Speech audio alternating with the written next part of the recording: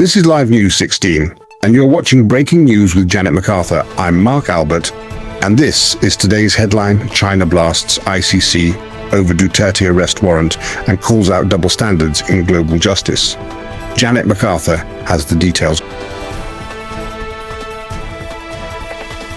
Good evening and welcome to Live News 16. Tonight we bring you a developing story that has sent shockwaves across the international stage. China has slammed the International Criminal Court ICC over the arrest warrant for former Philippine President Rodrigo Duterte, warning against what it calls double standards in international justice. 是一个重要的突发事件，中方注意到有关消息，并正在密切关注事态发展。我想重申，中国一贯主张国际刑事法院应严格遵循补充性管辖原则，依法审慎行使职权，避免政治化和双重标准。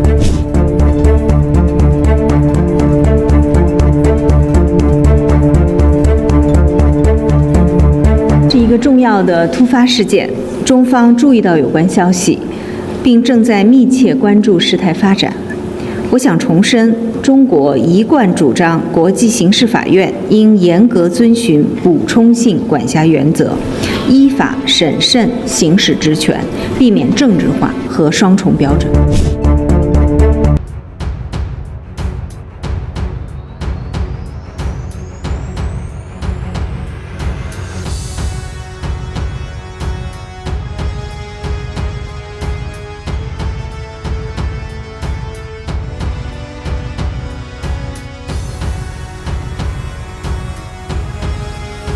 This controversy erupted after Interpol officially requested the Philippine government to enforce the ICC-issued arrest warrant against Duterte. A spokesperson for Philippine authorities clarified that their compliance with the arrest was not due to direct orders from the ICC, but rather a fulfillment of their commitments to Interpol. Take a listen to their statement just moments ago. It's a request to the Philippine government from Interpol to enforce the arrest warrant. And of course, we comply with our commitments to Interpol. We did not do this because it was derived from or it came from ICC. We did this because Interpol asked us to do it, and we have commitments to them, and we lived up to those commitments. The plane carrying former President Rodrigo Duterte took off at 11:03 p.m., officially exiting Philippine airspace. Duterte is now en route to the Hague, Netherlands, where he will face charges of crimes against humanity in connection to his controversial and bloody war on drugs. The ICC's allegations are based on what they describe as credible evidence of widespread extrajudicial killings, arbitrary detentions, and near-total impunity for those responsible. Speaking to Live News, 16 human rights expert told that our 2020 report extensively documented severe human rights violations under Duterte's war on drugs campaign. We found systematic extrajudicial killings, mass detentions, and a failure to hold perpetrators accountable. It is essential that all legal proceedings now follow international human rights laws, ensuring justice for victims and protection for witnesses against any form of retaliation. I'm aware that the Philippines authorities have announced the arrest of former President Rodrigo Duterte on a warrant that was issued by the International Criminal Court.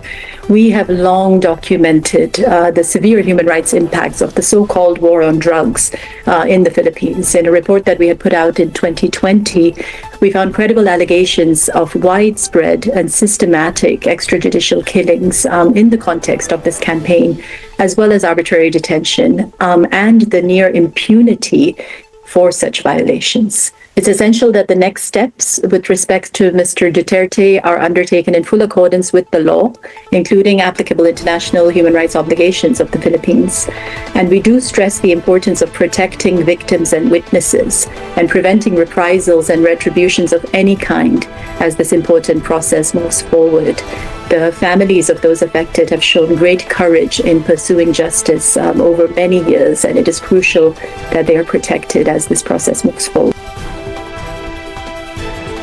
Meanwhile, China has strongly criticized the ICC, accusing it of selectively targeting nations outside the Western sphere. Beijing argues that the arrest warrant against Duterte highlights double standards in the global justice system. This reaction further deepens geopolitical tensions, raising questions about how international legal institutions apply justice worldwide. As the world watches, all eyes are now on The Hague. Will Duterte receive a fair trial, or is this a politically motivated move? How will this case impact global diplomatic relations, particularly between China, the Philippines, and Western nations? We will continue to follow this developing story and bring you real-time updates. Be sure to subscribe to Live News 16 for the latest breaking news. For now, I'm Janet MacArthur. Stay informed, stay engaged, and we'll see you next time.